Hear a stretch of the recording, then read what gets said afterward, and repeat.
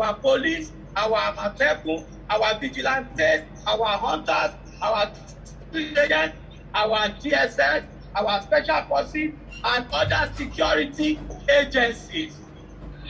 Immigration.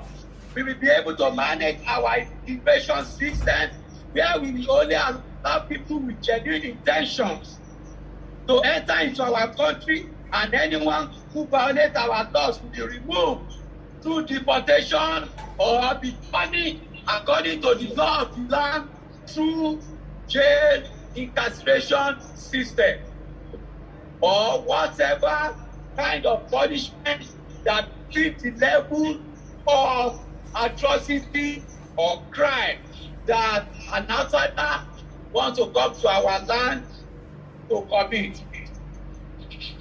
Of course, we will be able to manage all our seaports, all our airports, and all our land port borders as Yoruba people.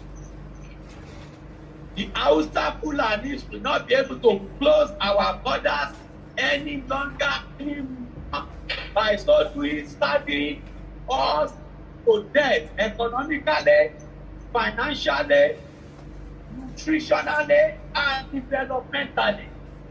Yoruba people ronú, they have all things. They have more than what it takes to go on our own, to be independent, to stand on our own, manage our resources, provide good food, hospital, good health care system, good water, good housing. Oh my God, I wish everybody of us or every one of us knows how all these things runs the developed nation of the world. That some of us, like me personally, has the opportunity and the grace by God to be a partaker of. Look at how streets, look at how clean the streets are. They clean the streets.